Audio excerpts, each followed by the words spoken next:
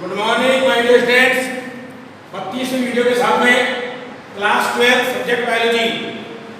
ध्यान दीजिएगा, आज का टॉपिक है हमारा मादा युग्मकोश भेद प्रकट में भ्रूणकोश का एक बीजाणु विकास। ध्यान दीजिएगा, 31वें वीडियो में हमने आपको गुरु बीजाणु जनन एवं गुरु बीजाणुओं के निर्माण की प्रक्रिया के बारे में अवगत कराया था। ध्यान दीजिएगा, गुरु बीजाणुओं के निर्माण की प्रक्रिया हमने आपको बताई थी। इसके बाद में जो आपका टॉपिक है वो है मादा युग्मकोश भेद का एक बीजाणु विकास। तो ध्यान दीजिएगा कि पुष्पीय पादपों, हमने आपको क्या बताया, पुष्पीय पादपों के बीजाणु अर्थात गुरु बीजाणु धानी में गुरु बीजाणु मात्र कोशिकाओं से अर्धसूत्री विभाजन द्वारा 4 एगुणित गुरु बीजाणुओं का निर्माण होता है। इनमें से बीजाणु द्वार की ओर स्थित 3 गुरु बीजाणु तो विकास के दौरान नष्ट हो जाते हैं और निभागीय गुरु बीजाणु को पोषण प्रदान करते हैं। इस निभागीय गुरु बीजाणु केवल मात्र एक जो निभागीय गुरु बीजाणु होता है, जो निभागीय होता है, इसलिए उसको हम क्या बोलेंगे, निभागीय गुरु बीजाणु। यह क्रियाशील अवस्था में होता है, इसे सक्रिय गुरु बीजाणु कहते हैं। इस केवल मात्र एक सक्रिय गुरु बीजाणु से मादा युग्मकोश भेद का या भ्रूणकोश का जो विकास होता है उसे एक बीजाणु विकास कहते हैं। ध्यान दीजिएगा, इसके बारे में आप लिखें कि पुष्पीय पादपों में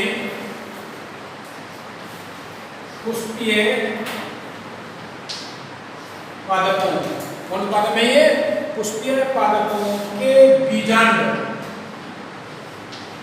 पुष्पीय पादपों के बीजांड में गुरु बीजाणु धानी, गुरु बीजाणु धानी मेगास्पोरेंजियम, गुरु बीजाणु धानी पुष्पीय पादपों के बीजांड या गुरु बीजाणु धानी में गुरु बीजाणु मात्र कोशिकाओं, गुरु बीजाणु मात्र मेगास्पोर मदर सेल, गुरु बीजाणु मात्र कोशिका, कौन से ये, मेगास्पोर मदर सेल, गुरु बीजाणु मात्र कोशिकाओं से, गुरु बीजाणु मात्र कोशिकाओं से, मतलब एक गुरु बीजाणु मात्र कोशिका, ध्यान देना, एक गुरु बीजाणु मात्र कोशिका, गुरु बीजाणु मात्र कोशिका, गुरु बीजाणु मात्र कोशिका से अर्धसूत्री विभाजन, अर्धसूत्री विभाजन द्वारा 4 अगुणित गुरु बीजाणुओं, 4 अगुणित गुरु बीजाणुओं का निर्माण होता है, का निर्माण होता है, 4 अगुणित गुरु बीजाणुओं का निर्माण होता है। ध्यान दीजिए बेटा, एक गुरु बीजाणु मात्र कोशिका से, मेगास्पोर मदर सेल से 4 गुरु बीजाणुओं का, कौन सा निर्माण, एगुणित, 4 अगुणित गुरु बीजाणुओं का निर्माण होता है। कहाँ पर होता है, पुष्पीय पादपों के बीजांड या गुरु बीजाणु धानी में, ध्यान देना, होता है। आगे देखो, जिनमें से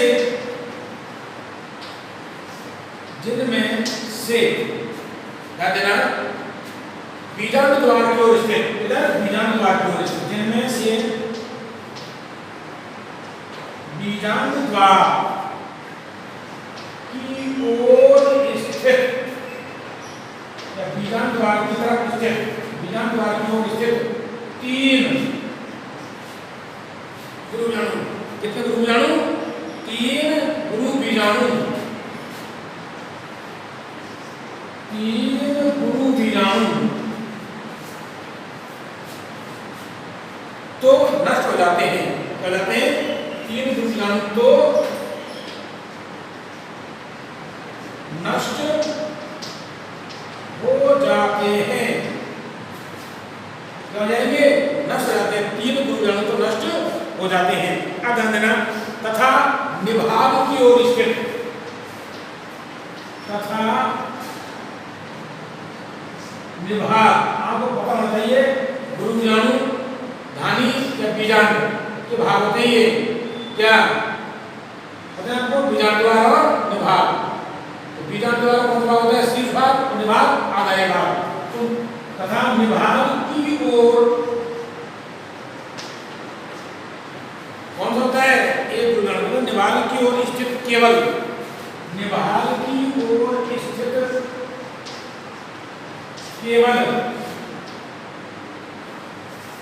केवल मात्र एक गुरु बीजाणु, केवल मात्र एक गुरु बीजाणु, गुरु बीजाणु क्रियाशील अवस्था में रहता है, जिसे सक्रिय गुरु बीजाणु कहते हैं, जिसे सक्रिय गुरु बीजाणु कहते हैं।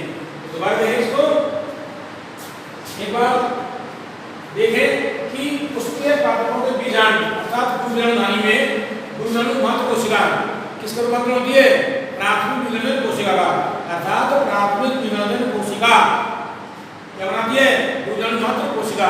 तो गुरु बीजाणु मात्र कोशिका से अंगसूत्री विभाजन द्वारा 4 एनिक गुरु बीजाणु का निर्माण होता है। मैंने आपको बताया था ये 4 एनिक गुरु बीजाणु जो होते हैं वो रेखित चतुष्कोण रूप में व्यवस्थित होते हैं, जिनमें से बीजाणु द्वार की ओर स्थित कौन सा, जिनमें से बीजाणु द्वार की ओर स्थित 3 गुरु बीजाणु विकास के दौरान क्या हो जाते हैं, नष्ट हो जाते हैं और निभागीय गुरु बीजाणु को पोषण प्रदान करते हैं, अर्थात और से 3 गुरु बीजाणु नष्ट हो जाते हैं तथा निभाग की ओर स्थित केवल एकमात्र, निभाग की ओर स्थित केवल मात्र एक गुरु बीजाणु क्रियाशील अवस्था में रहता है, जिसे सक्रिय गुरु बीजाणु कहते हैं। हमारा टॉपिक कहता है कि मादा युग्मकोद्भिद का एक बीजाणु विकास, इस केवल मात्र सक्रिय गुरु बीजाणु से मादा युग्मकोद्भिद के विकास को ही क्या बोलते हैं, एक बीजाणु विकास कहते हैं। आगे देखें,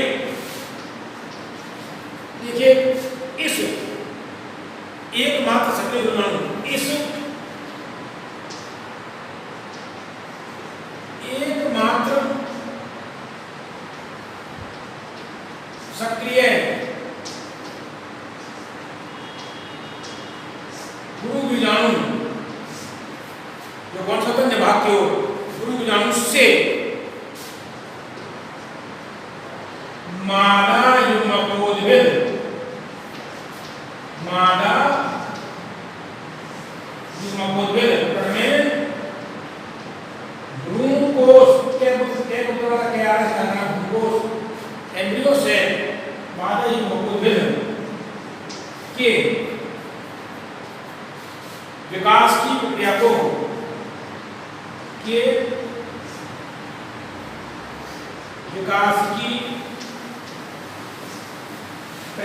को क्या बोलते हैं, एक बीजाणु विकास की प्रक्रिया को ही एक बीजाणु विकास कहते हैं। क्या कहते हैं, एक बीजाणु विकास, एक बीजाणु विकास कहते हैं। ध्यान देना, मादा युग्मकोद्भिद का विकास केवल मात्र एक सक्रिय गुरु बीजाणु से होता है, इसलिए इसे क्या बोलते हैं, एक बीजाणु विकास कहते हैं। अब ये कैसे होता है इसके बारे में आपको बताते हैं। ध्यान देना,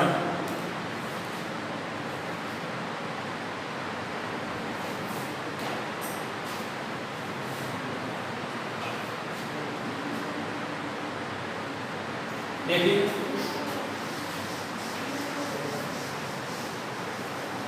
इसको डायग्राम के द्वारा समझाते हैं।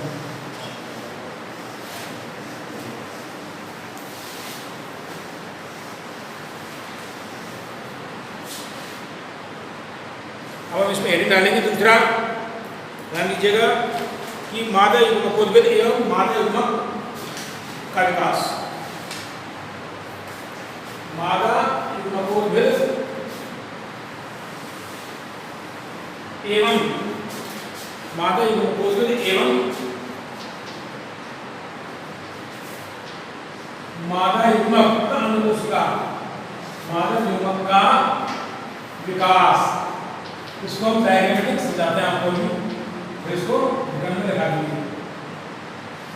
देखिए ध्यान से, आपको पता होना चाहिए,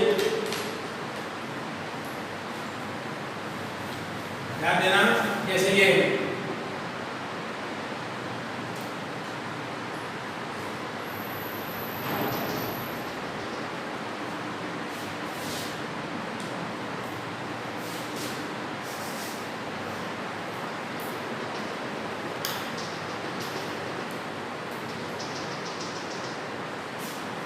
बीजांड काय,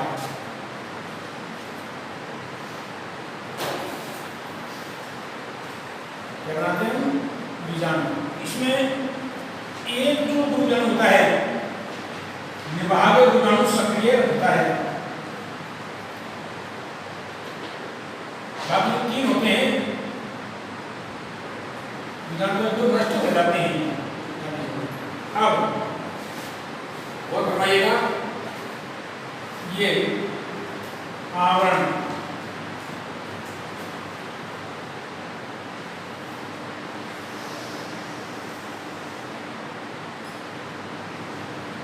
बन गया, ये क्या कहेंगे इसको, बीजांड या ध्रुवजाणु धानी।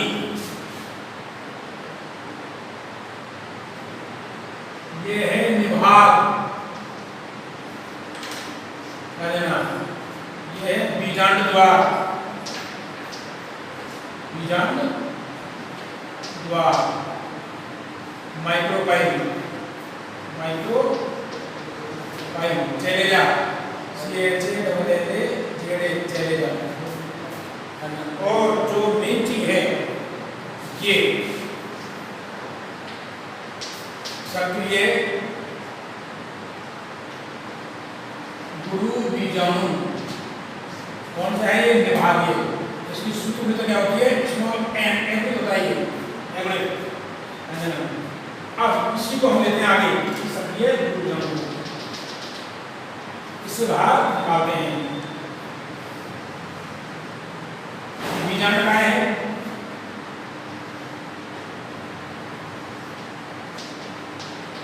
बीजांड काय, न्यूक्लियस। अब क्या करेगा, तो बीजांड काय की कोशिका थी और जो नष्ट हुए, तो बीजांड द्वार की ओर इसके जो गुरुजाणु होते हैं, तीन गुरुजाणु नष्ट होकर के इस सक्रिय गुरुजाणु को पोषण प्रदान करते हैं, जिससे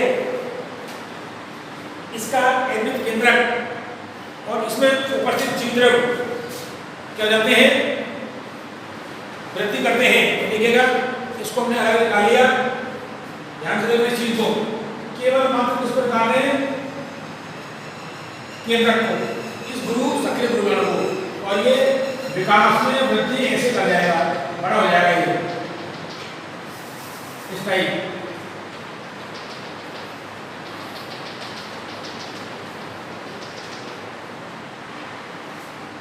ये ऐसे हो गया सक्रिय गुरुजाणु। इसका जो केंद्रक है ये स्मॉल एन केंद्रक, ये है सक्रिय गुरुजाणु, सक्रिय गुरुजाणु। इसका ये एगोनिक केंद्रक, एगोनिक केंद्रक, फिर हमने इसी को बाहर निकाला है, इसको सक्रिय गुरुजाणु। अब होता क्या है, ध्यान देना, सक्रिय गुरुजाणु सूत्र में क्या होती है, एगोनिक स्मॉल एन। इसमें क्या होता है, सक्रिय गुरुजाणु का जो केंद्र होता है वो समसूत्री वालन द्वारा क्या बनाता है, दो पुत्री केंद्रक बनाता है, जो ध्रुव पर पहुंच जाते हैं, तो समसूत्री वालन होता है, समसूत्री वालन, समसूत्री विभाजन। और ये कैसे बनाया इसने, देखिए ध्यान से,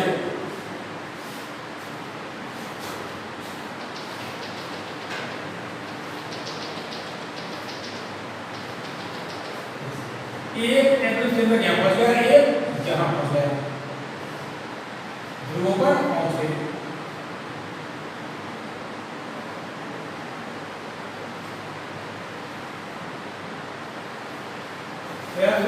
मतलब जो ये विभाजन हुआ इसके अंदर, और ये एक एक क्या बन गया, ये केंद्रक। ठीक है, अब इनमें ध्रुवों पर स्थित जो केंद्रक होते हैं उनमें क्या होता है, उत्तरोत्तर क्या होते हैं, दो समसूत्री विभाजन होते हैं। क्या होते हैं, उत्तरोत्तर दो समसूत्री विभाजन। देखिए इसमें उत्तरोत्तर दो समसूत्री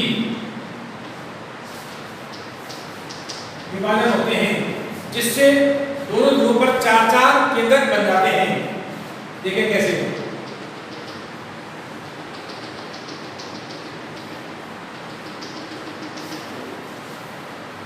दोनों ध्रुवों पर 4-4 केंद्रक बन जाते हैं।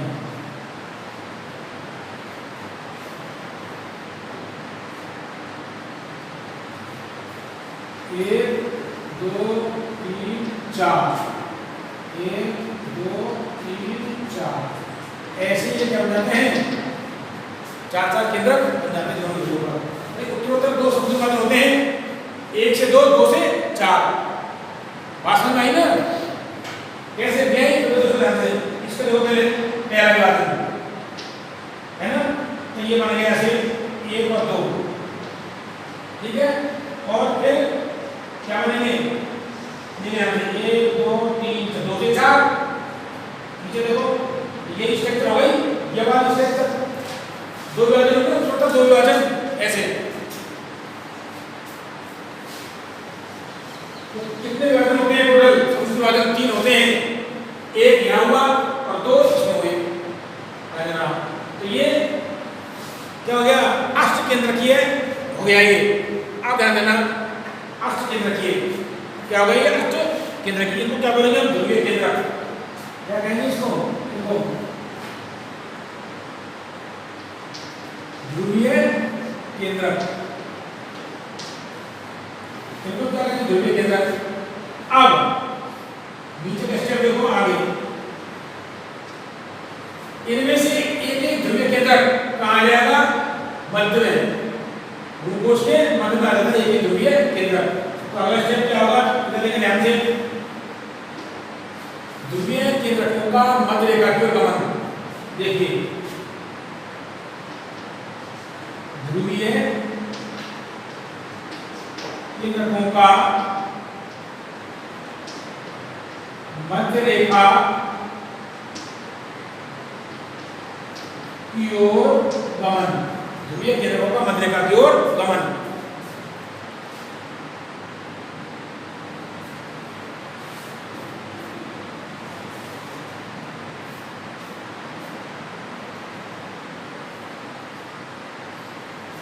देखो ध्यान से, ध्रुवीय केंद्रकों का मध्य रेखा की ओर गमन, तो ये कैसे हो जाएंगे,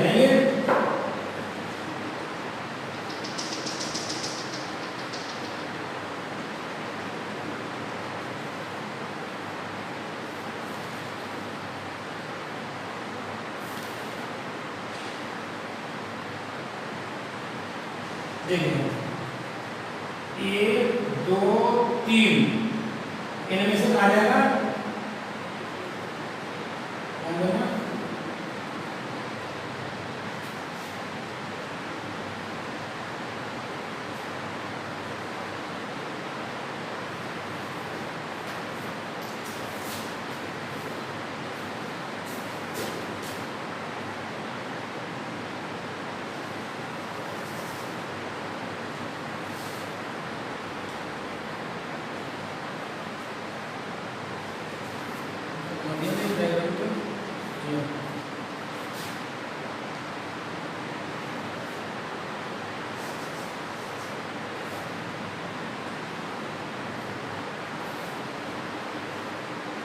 ऐसे केंद्र वाले नहीं, ठीक है। अभी आएगा ऐसे बन जाएगा,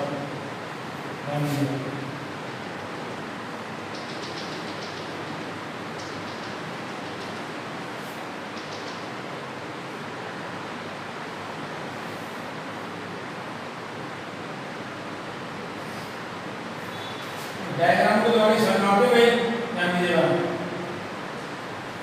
तो देखो इधर 1 2 और 3, 1 2 और 3 और ये 2 केंद्र यहाँ आ जाएंगे। ये बन गया 8 केंद्र की अवस्था, 8 केंद्र जो कि गुप्त केंद्र की अवस्था होती है, बताइए आपको। और ये एक तरफ ग्लूकोज है, आगे बन जाएगा परिपक्व की ग्लूकोज। मैं इसको यहाँ बना रहा हूँ चित्र की जगह।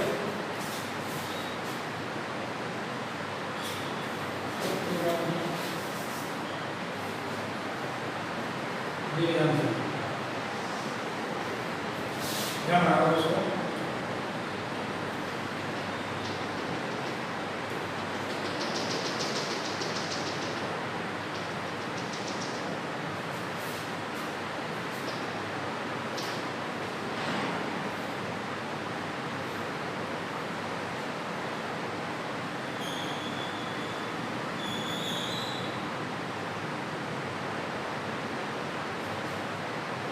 ये परिपक्व मादा युग्मकोल में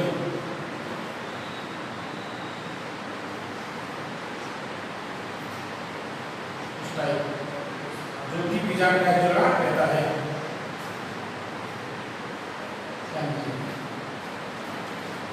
ये होती है पतंगी कोशिकाएं,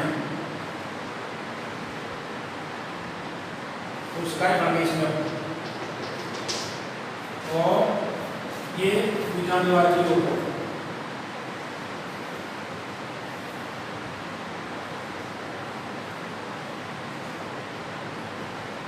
अंडसमुच्च, और ये अर्धसंयुग्म अवस्था में केंद्रीय कोशिका स्ट्रक्चर।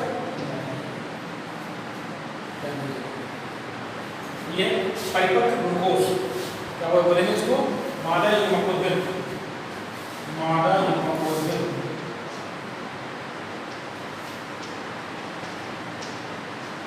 मादा या ग्लूकोज। ऐसा होता है ये सप्त केंद्र अष्ट केंद्र की सब कुछ होता है। इसके बाद उतारा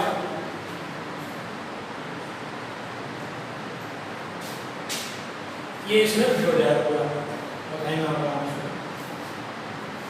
ये निभाग है और ये बीजांड द्वारा से।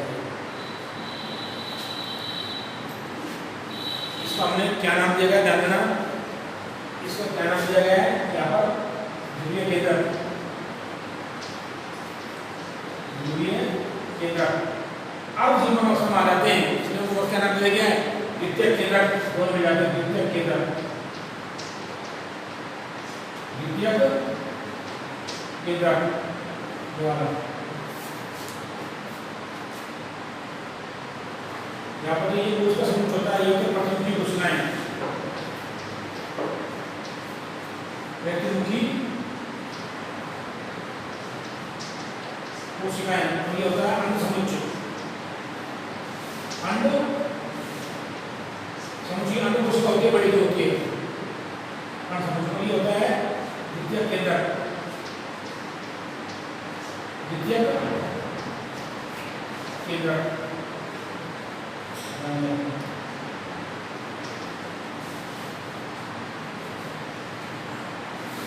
जो भी होती है उसमें सहायक कोशिकाएं होती है, सहायक कोशिकाएं दो होती हैं, या कोशिका होते हैं। अंड कोशिका का बोलेंगे मादा युग्मक, ध्यान देना, ये होती है अंड कोशिका।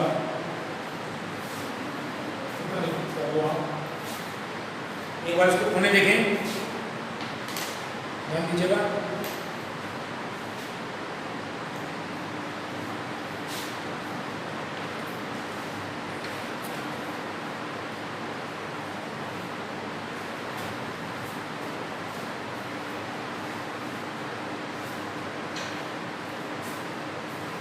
दोबारा समझने से हुआ तो देखो होता क्या है कि जो गुरुविलाणु धानी होती है, ये गुरुविलाणु धानी है, इसका जो सक्रिय केंद्र बसता है निभाग में, निभाग की ओर स्थित क्या बनता है, सक्रिय गुरुविजाणु।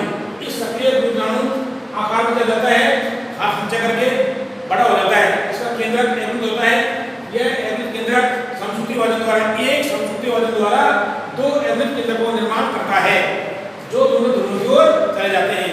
अब इनमें इन दोनों केंद्रकों में उत्तरोत्तर दो विभाजन होते हैं, कौन से, समसूत्री वादन होते हैं।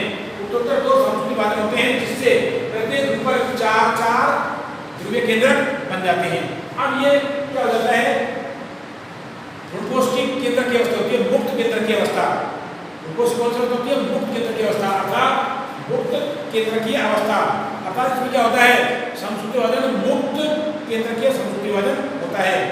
अर्थात ऐसे वादन जिसमें केंद्रकों के विभाजन के पश्चात, केंद्रक विभाजन के पश्चात कोशिका द्रव्य या कोशिका भित्ति का निर्माण नहीं होता है तो उसे मुक्त केंद्रकीय विभाजन कहते हैं। ध्यान दीजिएगा। अब इनमें से क्या होता है, तो ये अष्ट केंद्र की अवस्था होती है ध्रुवकोश की। ध्रुवकोश या मादा युग्मकोश की अष्ट केंद्र की अवस्था कैसी है, 1 2 3 4 5 6 7 8 केंद्र की अवस्था। इसमें क्या होता है, इनमें से एक एक ध्रुवीय केंद्रक मध्य रेखा की ओर गमन करते हैं, ऐसी स्थिति आ जाती है, ऐसा ध्रुवकोश हो जाता है। और मध्य रेखा की ओर गमन करते हैं दोनों ध्रुवीय केंद्रक अर्ध संपन्न अवस्था में संयुक्त होकर के द्वितीय केंद्रक बनाते हैं। और इसका बाद में अब इनमें क्या होता है, कोशिका द्रव्य का विभाजन होता है और कोशिका भित्ति का निर्माण होता है जिससे 8 केंद्रक जो होते हैं वो 7 कोशिकाओं में रूपांतरित हो जाता है।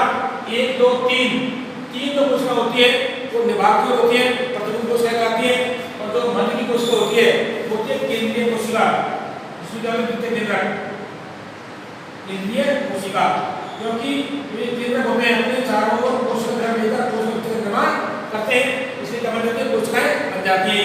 तो देखो 3 प्रतिबिंब कोशिकाएं निभाग की ओर इधर हो गई, इसको फिट कर देंगे इसको, और मध्य में जो होता है केंद्रीय कोशिका होती है, इसमें 2 केंद्रक होते हैं, ध्रुवीय केंद्रक आपस में अर्ध संपन्न अवस्था में युग्मित होकर के द्वितीय केंद्रक बनाते हैं। और जो बीजाणु द्वारा होती है इधर इसमें बोलते हैं अंड समुच्चय एक एपडस, इसमें 3 कोशिका होती है, मध्य की कोशिका को अंड कोशिका जिसे बोलते हैं मादा युग्मक, और 5 कोशिका होती है बगल में, इन्हें बोलते हैं सहायक कोशिकाएं। इन 2 सहायक कोशिका और 1 अंड कोशिका को मिलाकर क्या बोलते हैं, अंड समुच्चय कहते हैं। तो इस प्रकार संपूर्ण मादा युग्मकोद्भिद अष्ट केंद्रकीय और सप्तकोशिकीय होता है। कैसा होता है, परिपक्व मादा युग्मकोद्भिद अष्ट केंद्रकीय।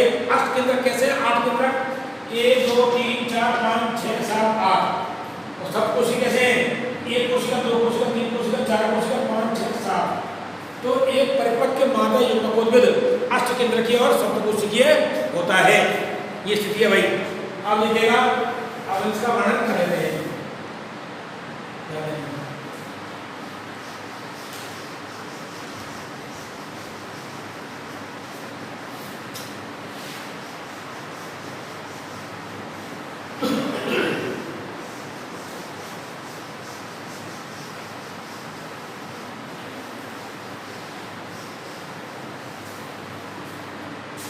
तो देखिएगा, पहला पॉइंट है बीजाणु धानी, मतलब गुरु बीजाणु धानी बीजाणु।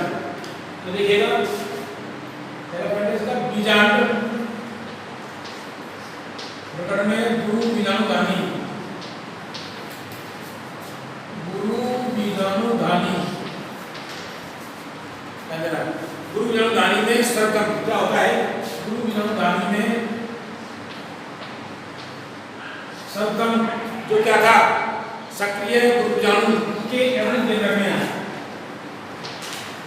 सक्रिय गुरु बीजाणु के एवं केंद्रक, हैप्लॉइड न्यूक्लियस एवं केंद्रक में समसूत्री विभाजन क्या होता है भाई, बताया हमने आपको, समसूत्री विभाजन के द्वारा 2 एवं केंद्रकों का निर्माण होता है। समसूत्री विभाजन के द्वारा 2 एवं केंद्रकों का निर्माण होता है, दो एवरेज केंद्रकों का निर्माण होता है।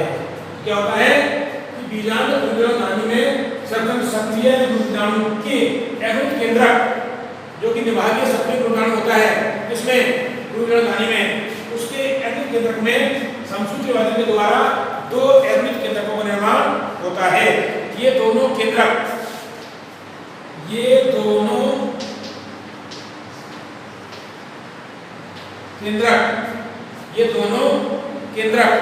विपरीत ध्रुवों पर पहुंच जाते हैं, विपरीत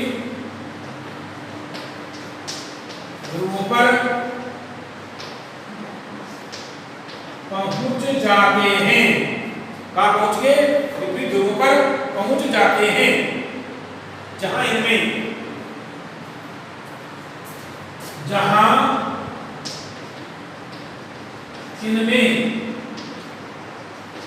उत्तरोत्तर दो क्या होते हैं? उत्तरोत्तर दो बार समसूत्री विभाजन, दो बार समसूत्री विभाजन होता है। क्या होता है? दो बार समसूत्री विभाजन होता है, जिसके फलस्वरूप दोनों ध्रुवों पर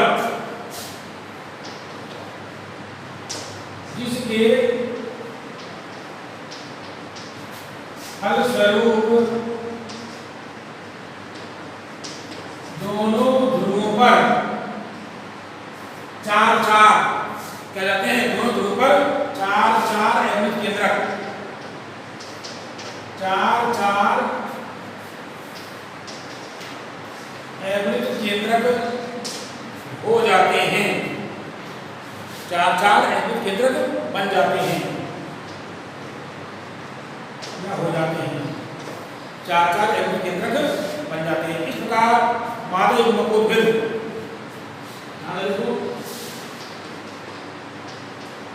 इस प्रकार मादा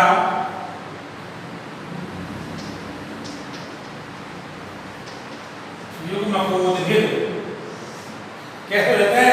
अष्ट केंद्रकीय। इस प्रकार मादा युग्मकोद्भिद की यह अवस्था कैसे कहलाती है? अष्ट केंद्रकीय अवस्था। इस प्रकार मादा युग्मकोद्भिद अष्ट केंद्रकीय हुआ। इस प्रकार मादा युग्मकोद्भिद अष्ट केंद्रकीय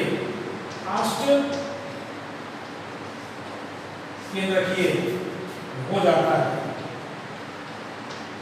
कैसे हो जाता है? अष्ट केंद्रकीय हो जाता है, तो इसमें 8 एवरेज केंद्रक हो जाते हैं। इस प्रकार मादा युग्मकोद्भिद अष्ट केंद्रकीय हो जाता है। मादा युग्मकोद्भिद की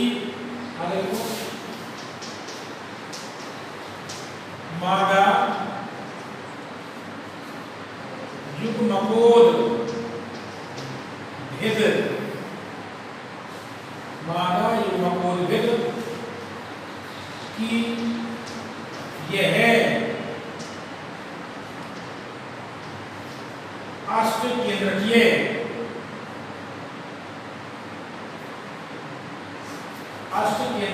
अवस्था क्या कहलाती है? मुक्त केंद्रकीय अवस्था कहलाती है। अष्ट केंद्रकीय अवस्था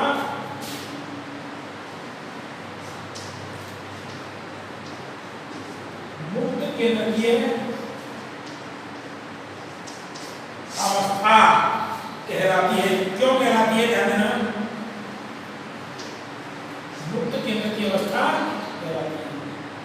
ध्यान देना, जब दोबारा देखें इसको, बीजाणु नाली में सर्वप्रथम क्या होता है? एवरेज केंद्रक, गुरु बीजाणु का जो एवरेज केंद्रक होता है वह एक समसूत्री विभाजन द्वारा दो एवरेज केंद्रकों का निर्माण करता है।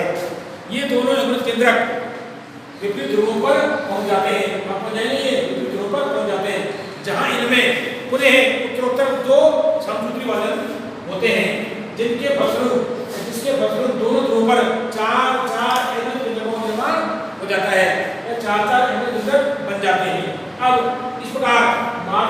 युग्मकोश कैसा हो जाता है, अष्ट केंद्रक है, क्योंकि एक ध्रुव पर 4 अवयव केंद्रक और दूसरे ध्रुव पर 4 अवयव केंद्रक, अर्थात निभाग की ओर भी 4 अवयव केंद्रक और बीजाणु द्वार की ओर भी 4 अवयव केंद्रक बन जाते हैं। इस प्रकार यह जो मादा युग्मकोश की अवस्था होती है अष्ट केंद्रकीय होती है। अष्ट केंद्रकीय का मतलब क्या होता है कि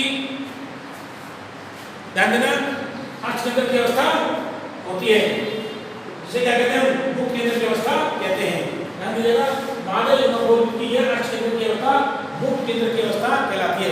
तो ध्यान दीजिएगा, मुक्त केंद्रक, इसमें ध्यान दीजिएगा, मुक्त केंद्र की अवस्था कहलाती है, अर्थात इसमें होने वाला जो समसूत्री विभाजन होते हैं, होने वाले समसूत्री विभाजन जो होते हैं वो क्या होते हैं, स्वतंत्र रूप में होते हैं, अर्थात ऐसा विभाजन जिसमें केंद्रकों के निर्माण के साथ साथ, ऐसा विभाजन जिसमें केंद्रकों के निर्माण के साथ साथ कोशिका द्रव्य विभाजन एवं कोशिका भित्ति का निर्माण नहीं होता है, तो उसे मुक्त केंद्र के विभाजन कहते हैं। इसमें आप लिखो मुक्त केंद्र की अवस्था कहलाती है, अर्थात अगर अपन लिखें, अर्थात इसमें होने वाले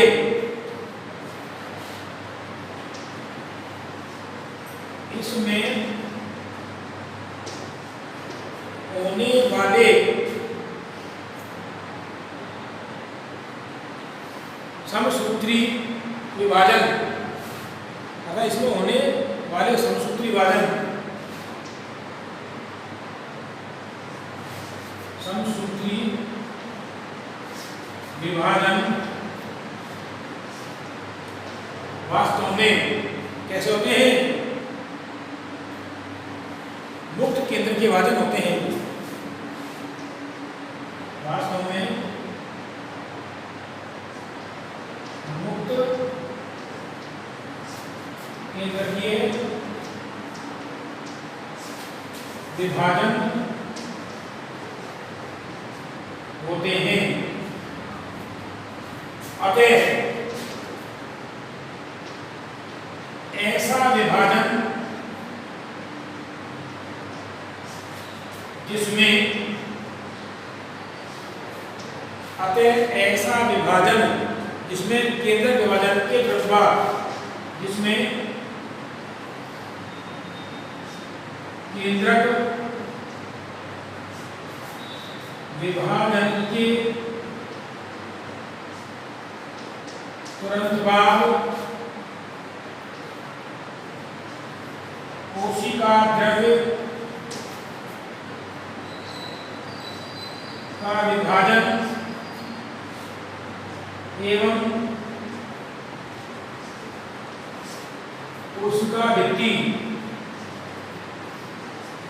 कोशिका द्रव्य विभाजन एवं कोशिका भित्ति का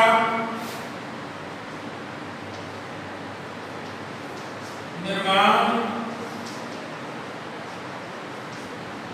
नहीं होता है। कोशिका विभाजन एवं कोशिका भित्ति का निर्माण मतलब केंद्रक द्रव्य का विभाजन एवं कोशिका भित्ति का निर्माण नहीं होता है। मुक्त केंद्र के समसूत्री विभाजन कहलाता है। मुक्त केंद्रकीय समसूत्री विभाजन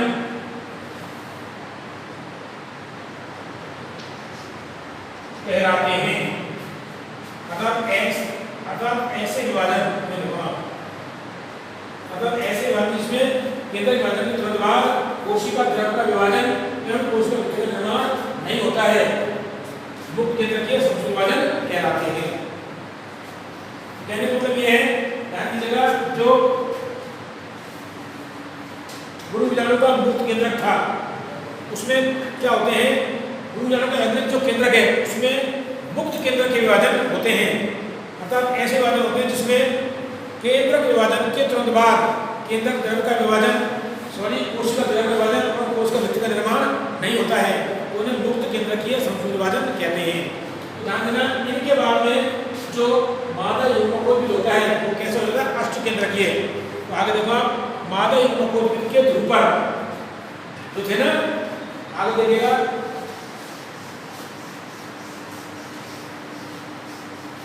दोनों ध्रुवों पर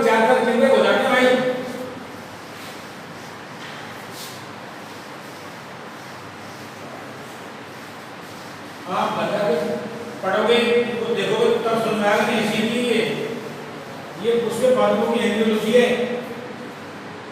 ऐसे समझ में आया जाएगी बात। लेकिन एक बार घर जाके पढ़ो तो बात तब समझ आएगी।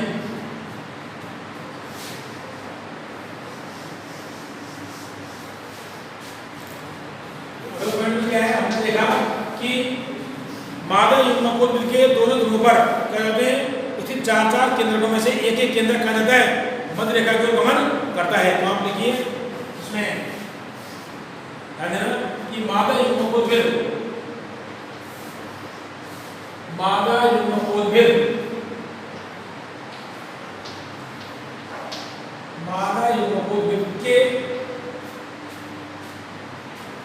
ध्रुव पर स्थित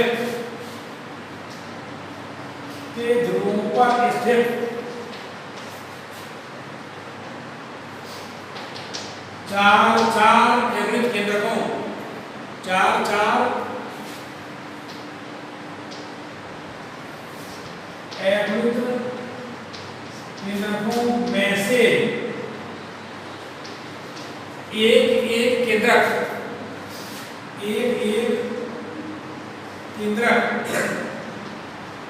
मादा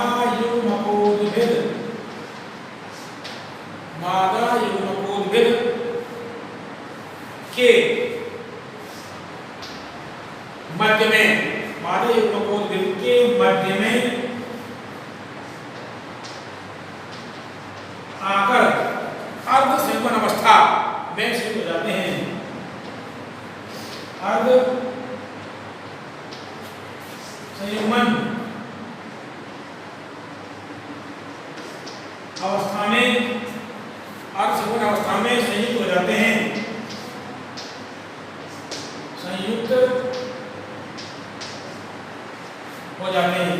क्या पढ़ा कि मादा युग्मकों के ध्रुव पर स्थित 4 एवरेज केंद्रकों में से एक केंद्रक मादा युग्मकों के मध्य में आकर अर्ध संयुग्मन अवस्था, कौन सी अवस्था में? अर्ध संयुग्मन अवस्था में संयुक्त हो जाते हैं। आगे देखिएगा, इन्हें ध्रुवीय केंद्र कहते हैं। इन्हें ध्रुवीय केंद्रक कहते हैं। क्या कहते हैं? इन्हें ध्रुवीय केंद्रक कहते हैं। अब ध्यान देना, अब मादा युग्मकोद्भिद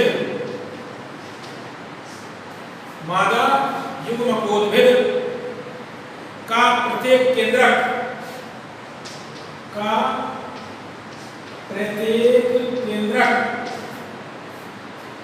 कोशिका द्रव्य लेकर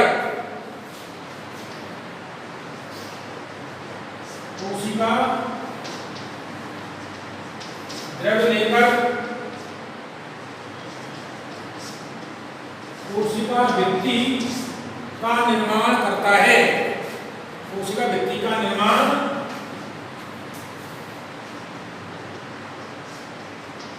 करता है। कोशिका भित्ति का निर्माण करता है। इस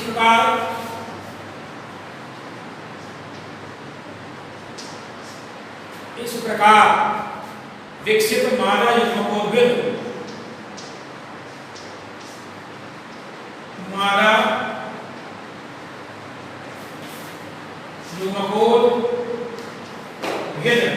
इस प्रकार विकसित मादा युग्मकोद्भिद अष्टकेंद्रकीय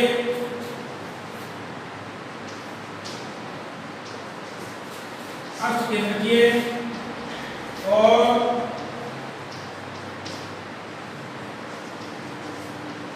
सप्तकोशिकीय, कैसे होता है? अष्टकेंद्रकीय 8 केंद्र युक्त और 7 कोशिकाओं युक्त अष्टकेंद्रकीय और सप्तकोशिकीय होता है।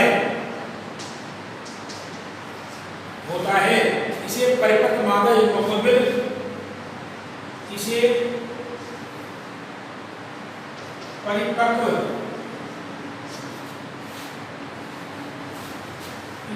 परिपक्व मादा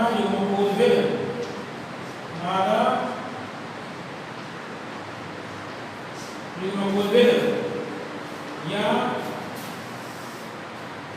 भ्रूणकोश एम्ब्रियोसेक कहते अष्टकेंद्र के सप्तकोशिकीय मादा युग्मकोश के विकास को पोलिगोनम टाइप प्रोकोस्ट कहते हैं। इस प्रकार मादा युग्मकोश का निर्माण होता है, जिसमें बीजाणु द्वारा शरीर पर मादा युग्मक अंडकोश का निर्माण होता है। धन्यवाद।